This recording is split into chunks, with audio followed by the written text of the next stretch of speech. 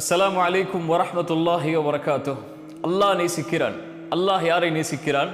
அல்லாஹுடைய தூதர் ஸல்லல்லாஹு அலைஹி வஸல்லம் அவர்கள் சொன்னார்கள், கடுகளவு பெருமை இருந்தாலும் அவர் சொர்க்கத்தில் நுழைய முடியாது.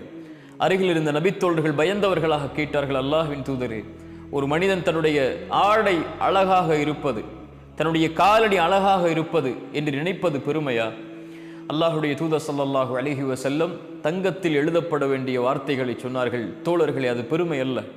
ஒருவன் தன்னுடைய ஆடை அலங்கரித்துக் கொள்வதோ, தன்னுடைய செருப்பை காலணிகள் அழகாக இருக்க வேண்டும் என்று ஆசைப்பட்டு அலங்கரித்துக் கொள்வதோ பெருமை அல்ல. ஏன்? இன்னல்லாஹ ஜமீலுன் யுஹிப்புல் ஜமால்.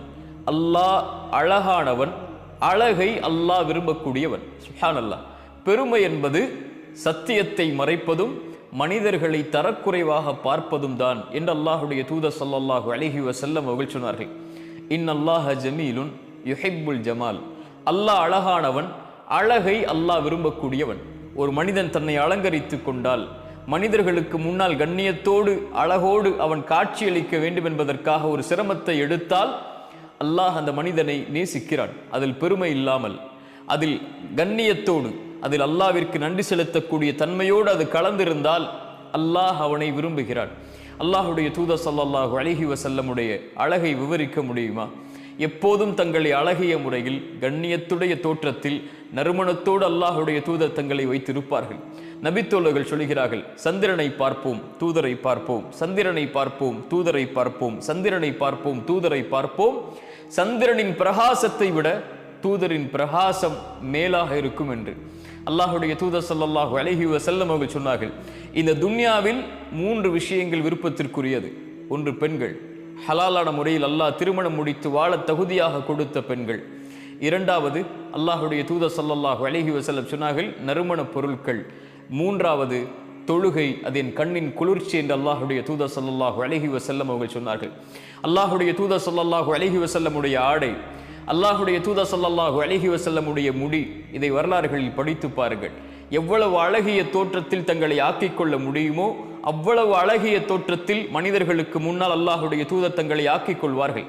ஆடை அலங்கரிப்பதை அல்லாஹுடைய தூதர் ஒருபோதும் விளக்கியதில்லை, தன்னை நபி என்பதால். வெள்ளிக்கிழமை என்றால் ஒரு தனி ஆடை, அரசர்களை மக்களை சந்திக்க வேண்டும் என்றால் ஒரு தனி ஆடை, ஈதுடைய பெருநாட்கள் கொண்டாடப்படக்கூடிய நாட்கள் என்றால் ஒரு தனி ஆடை என்று அல்லாஹுடைய தூதர் எப்போதும் நறுமணத்தோடும் அழகிய தோற்றத்தோடும் தங்களை ஆக்கிக் கொள்வார்கள். அல்லாஹுடைய தூதருடைய சபைக்கு ஒரு மனிதர் வருகிறார். அவருடைய ஆடை கிழிந்திருக்கிறது.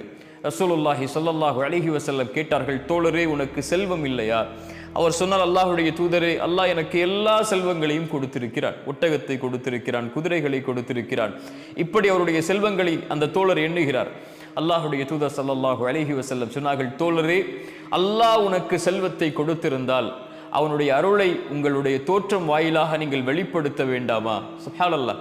அல்லாஹ் உங்களுக்கு ஒரு அருள்கொடையை கொடுத்திருந்தால், செல்வத்தில், ஆடையில், அல்லாஹ் உங்களுக்கு இந்த உலக விஷயத்தில் பயன்படுத்தக்கூடிய விஷயங்களில் அதை வெளிப்படுத்துங்கள் கண்ணியத்தோடு தோழரே என்று அல்லாஹுடைய தூதர் ஸல்லல்லாஹு அலைஹி வஸல்லம் சொன்னார்கள். அல்லாஹுடைய தூதர் மேலும் சொன்னார்கள், அல்லாஹ் நேசிக்கிறான், அல்லாஹ் விரும்புகிறான் அல்லாஹுடைய அருட்கொடைகளை வெளிப்படுத்தக்கூடிய மக்களை. வஅம்மா பிநிஅமதி ரப்பிக ஃபஹத்திஸ். குர்ஆன் சொல்லுகிறது, அல்லாஹுடைய அருட்கொடைகளை வெளிப்படுத்துங்கள், அல்லாஹுடைய அருட்கொடைகளை பேசுங்கள்.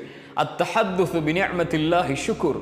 அல்லாஹுடைய அருட்கொடைகளை பேசுவது நன்றி என்று அல்லாஹுடைய தூதர் ஸல்லல்லாஹு அலைஹி வஸல்லம் அவர்கள் சொன்னார்கள். தங்களுடைய ஆடைகளை அலங்கரிப்பது ஹலால், அல்லாஹ் அனுமதித்த ஒன்று. அல்லாஹ் அனுமதித்த அலங்காரங்களை மனிதர்கள் மீது யாரால் தடை செய்ய முடியும்? ஒருவர் தன்னுடைய ஆடையை அலங்கரித்துக் கொள்வதோ, தன்னுடைய செருப்பை அலங்கரித்துக் கொள்வதோ, தன்னுடைய வாகனத்தை அலங்கரித்துக் கொள்வதோ, தன்னுடைய வீட்டை அலங்கரித்துக் கொள்வதோ இஸ்ராஃப் இல்லாமல், வீண் விரயம் இல்லாமல், கண்ணியமான முறையில் நன்றி செலுத்தக்கூடிய தன்மையில் செய்தால் அல்லாஹ் ரப்புல் ஆலமீன் அவரை நேசிக்கிறான். ஹுது ஸீனத்தக்கும் இன்த குல்லி மஸ்ஜித். குர்ஆன் சொல்லுகிறது, பள்ளிக்கு வரும்போது, அல்லாஹுடைய இல்லத்திற்கு வரும்போது உங்களை நீங்கள் தயார்படுத்திக் கொள்ளுங்கள். ஒரு அரசரை, ரப்பை சந்திக்க நீங்கள் செல்லுகிறீர்கள், நறுமணத்தோடு அழகிய ஆடைகளோடு சென்று கொள்ளுங்கள் என்று அல்லாஹ் ரப்புல் ஆலமீன் குர்ஆனிலே சொல்லுகிறான். உமர் இப்னுல் கத்தாப் ரலியல்லாஹு அன்ஹு அவர்கள் சொல்லுவார்கள், ஒரு வாலிபன் என்னை ஆச்சரியப்படுத்துகிறான். அவன் யார்? அவன் வணக்கசாலி, அல்லாஹ்வை வணங்குதலில் மேலானவன். ஆனால் வணங்குதலில் இருந்தாலும் தன் ஆடை அலங்கரித்துக் கொண்டு, தன்னை நறுமணத்தில் ஆக்கிக் கொண்டு ஒரு வாலிபன் இருந்தால் அவன் எனக்கு விருப்பத்திற்குரியவன் என்று உமர் இப்னு கத்தாப் ரலியல்லாஹு அன்ஹு அவர்கள் சொன்னார்கள். ஏன்? வணக்க வழிபாட்டில் இருப்பவர்கள் எல்லாம் ஒரு இழிவான அல்லது கிழிந்த தோற்றத்தில் தான் இருக்க வேண்டும் என்ற ஒரு நடைமுறை இந்த உலகத்தில் இருந்தது. இஸ்லாம் அதை மாற்றியது.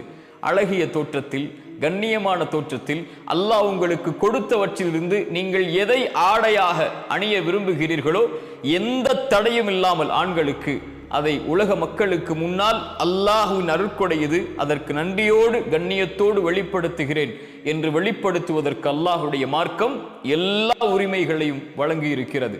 அதை யாரும் எவரும் தடை செய்ய முடியாது. உங்கள் ஆடைகளை அலங்கரித்துக் கொள்ளுங்கள். நீங்கள் விரும்பிய முறையில் கண்ணியத்தோடு, மரியாதையோடு, நன்றியோடு, மக்களை தரக்குறைவாக ஆக்காமல் எதை நீங்கள் அல்லாஹ்வுடைய மார்க்கத்தில் எடுத்து செய்தாலும் உங்களை அழகாக்குவதற்கு அல்லாஹ் அதை அனுமதிக்கிறான். அல்லாஹ் அதை நேசிக்கிறான். அஸ்ஸலாமு அலைக்கும் வரஹ்மத்துல்லாஹி வபரகாத்துஹு.